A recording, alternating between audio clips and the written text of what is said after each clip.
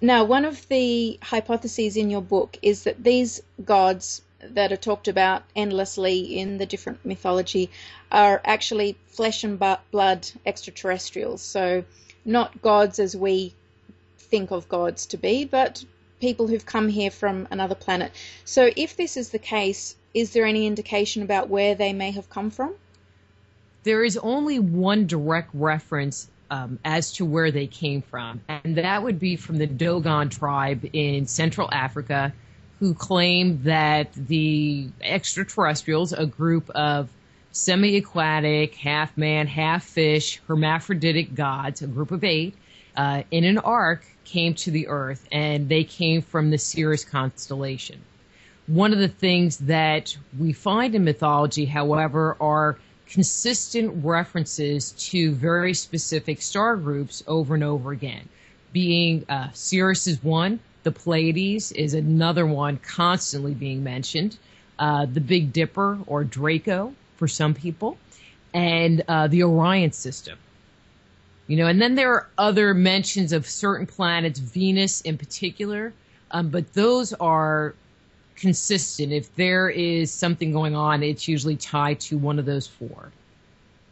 And are you aware of any archaeological evidence that points in this direction? For example, you hear about the pyramids of Egypt being aligned with the Orion constellation, which suggests that this constellation was very important to that culture.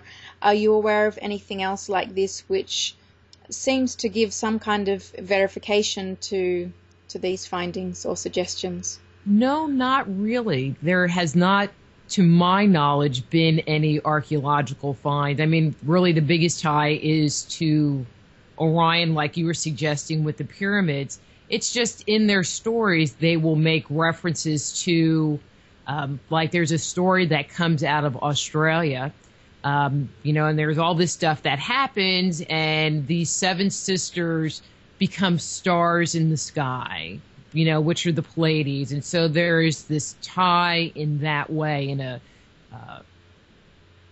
storyline or narrative way. Mm-hmm. And so where does mankind fit into the picture? So if we have these gods as flesh and blood extraterrestrials, where do we fit into this? It sounds really bad, but when you read these stories, it always seems like mankind is kind of over there. They are insignificant in the eyes of man, kind of like we would think of our dog or a cat, or maybe if, as some people suggest, that we were a slave race, that we were the servant, but we are not talked about in myth, especially in the creation mythology, in the early mythology. And in the few Sumerian myths that actually talk about mankind, they're usually referred to as the black-headed people. But you don't really hear them say, oh, well, Fred, the human, or they're not ever referred to as individuals. They're those people over there. And there's always this kind of degrading quality to how they talk about them and to them. And perhaps that's why this subject is really, it's not yet out there in the mainstream, or people don't swallow it down very easily, because I guess it hurts the pride to think that we're not the most important thing in the universe. Or the only thing in the universe. I mean, I'm going to say this past century have really had to make a lot of mental changes. That creation didn't happen 4,000 years ago. Okay, maybe the last 150 years. That perhaps, the concept of evolution occurred, and, we weren't created exactly in the image of God. All right, this is going back a little further, that the universe isn't centered around the earth. And now, the other big change is we're not the only ones here, and maybe we're not the most important ones here. I mean, that's kind of ego-blowing to our very egocentric reality that we've had in the recent past. Definitely. And you mentioned about evolution. This was another thing that came up in your book, that there's the suggestion we're not really the product of evolution or creation, but that we were engineered. What can you say about that? I mean, I think that there is evolution that happens, and it will take the individual or the species to a certain point, and then they just kind of stagnate. You know, I always think of like sharks. You know, they've been around for millions and millions of years, and then kind of on a funny note, June bugs. You know, I don't know if you know what a June bug is, but you do anything and they will fall over on their back, and then they will flop around on their back for a really long time until they can figure out how to flip back over. And they're the dumbest bugs I've ever seen in my whole entire life. And they are the, you know, pinnacle of their evolution, and apparently June bugs on the evolutionary scale are ancient. And it's like, well, if that's the best they could do, it's kind of scary. But when talking about mankind, one of the things that we find is that from a genetic point of view, there was kind of a stability that happened, you know, in the in the ape race. And then about 3 million years ago, these mutations, quote unquote, started happening. And within like 1.5 million years, we were hairless. You know, there is evidence that we were already walking upright. So there might have been some engineering that happened prior to that. So that was prior to 3 million years ago. But we were walking upright. We were hairless. We now had the ability to communicate because there were changes that were made to our voice centers. We were starting to form social groups and cultures. So it seems like we went from being an animal, like we think of a primate, into actually being a sentient being that like we are now. And this all happened in the course of 1.5 million years, which on an evolutionary perspective is dramatic. I mean, they can't even figure out how that happened.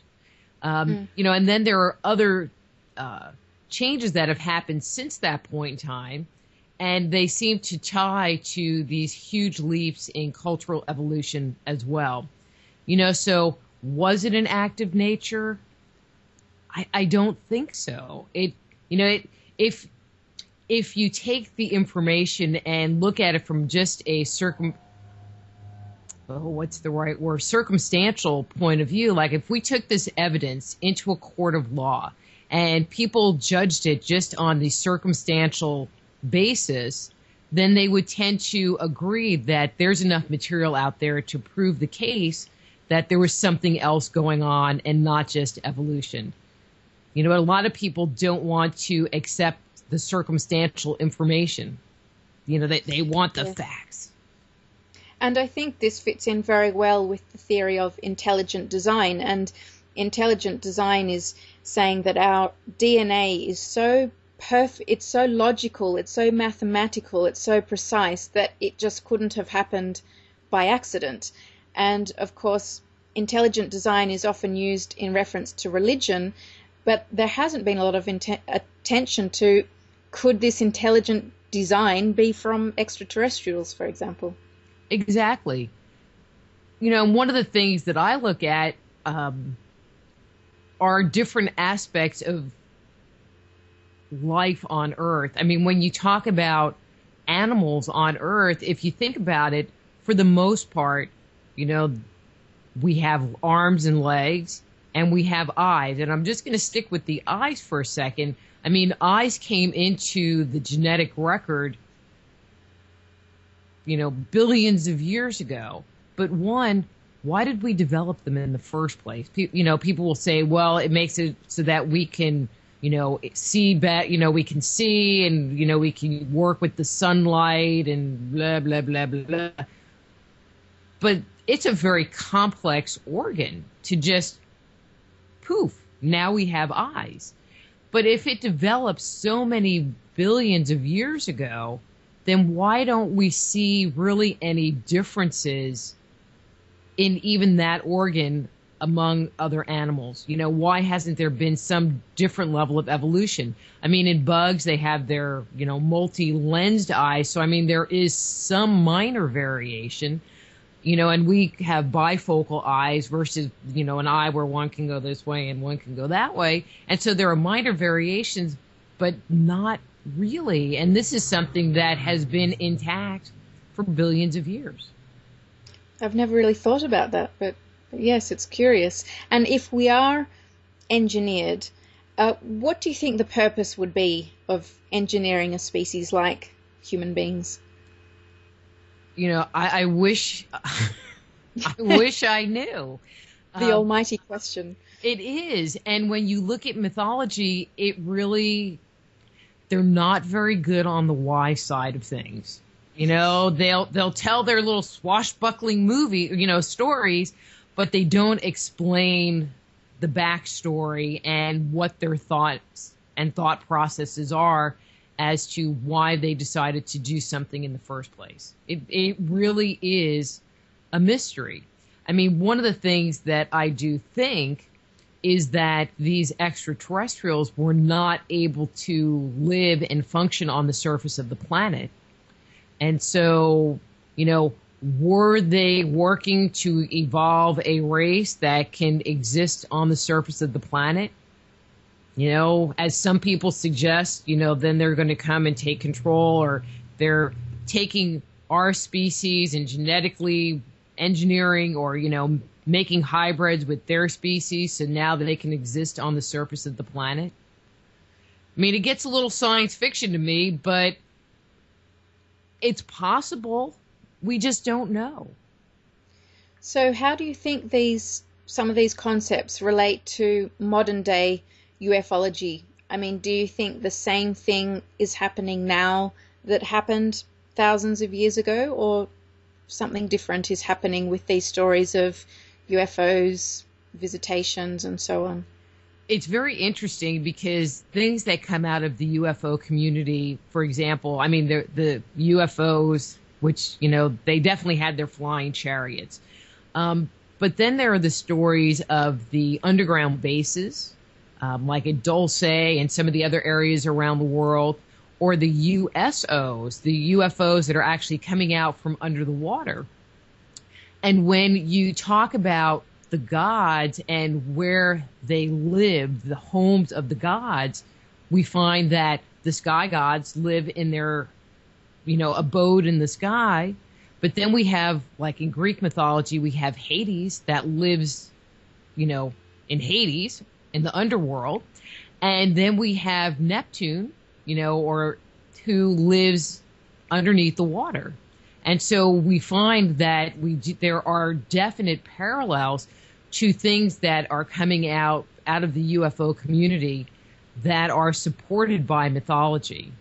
You know, and we base everything on our lifespans, and I think that their lifespans are just a lot longer than ours. And so for them, you know, 5,000 years might be a very short period of time. Mm-hmm. Yeah, interesting. So switching to a slightly different area, a lot of authors and researchers have looked into this biblical reference of the Nephilim, and they attribute these as being a byproduct of the sons of God and the daughters of man. Would you agree with this assessment? I don't agree with that assessment. One, I have to tell you, so I created a video expressing my beliefs on this whole thing and put it on YouTube, and oh my God, the hate mail. It attracted some attention. It's attracted quite a bit of attention. I mean, it's all good, but anyway, you know, if you read the Genesis account, it says that in these days the Nephilim walked the earth, and in the days after. And then the sons of God mated with the daughters of men, and their offspring were Geborim. Okay, so that's the statement that they make. Well, the word Nephilim translates to giant or earthborn. And the word Gibborim translates to something like men of renown or hero type individual. And if you look at mythology, you know, one of the reasons that mankind was created in the first place was because the giants were the ones who were originally doing the tasks of the gods. They were doing all these large building projects. And they got tired of it, and according to Greek and Sumerian sources, excuse me, they revolted. And it was after this revolt that it was decided to create mankind. And so that's one source. But if you take the byproduct, you know, there are multiple stories of the gods coming down and interacting with human females and having children. So and I like using Greek mythology because people know the names. And so it's not that the book is limited to Greek mythology. It's just people know the names. And so Zeus had all kinds of children, you know, disguised as a swan or as a horse or some other animal, and, you know, had children. And so, for example, Hercules is a demigod, so half man, half god, as a byproduct of one of those relationships. And then we have Perseus, another half man, half god. And so there was this period in mythology where we find these demigods, you know, and their lineage is these half men, half gods. So I think that from that perspective, it's supported. And something that did not make the book, but I discovered after, so, you know, we're talking about doing a revised book because, you know, I'm a consummate researcher, so I'm always reading, and you always find these really interesting tidbits that even clarify more storylines. And so this story comes out of the Ramayana. And so the Ramayana is the story of Rama, who, through a number of acts, his wife is kidnapped by the demon god of Lanka. And his goal in this book is to get his wife back. I mean, it's very long and it's very detailed, and it's actually a pretty good read. I really did enjoy reading it. But one of the things that happens is either right before or right after he is born, Vishnu goes to all of the other gods and says, I want you to go down to the earth and have relations with the apes and the bears on the earth, because Rama is going to need, I mean, he doesn't say it in these words, but I'm just kind of putting it out there. He's going to need this army of workers to help him in defeating the demon god of Lanka. And so these gods come down and have relations with the bears and the monkeys. And the byproduct of that relationship are these semi-divine apes. So, for example, the demigod Hanuman, his father was the god of wind. And he achieved the attributes of being fleet of foot and was able to jump the spans between mainland India and Lanka. You know, and this other couple of people, their father was a master builder and architect, and they helped Rama construct a bridge from India to Lanka so that the army of these Vanir could make it, you know, over the water.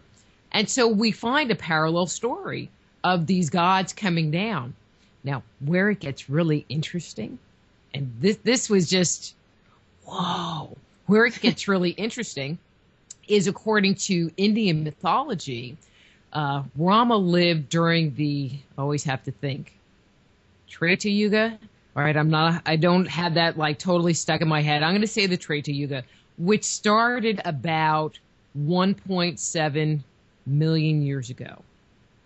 Okay. Now, in our little piece of earlier conversation, I talked about these big genetic changes that started to occur somewhere between 3 million and 1.5 million years ago. You know, and so we are finding that we actually are getting timelines of maybe that's where the intervention happened. Maybe these gods did come down and interbreed or whatever to create a more superior group that could help Rama defeat the demon god. I mean, whether that was the reasoning for doing it, I don't know. But I just found it very compelling timeline-wise that where we gain our sentience, theoretically speaking, also is kind of documented in the Ramayana.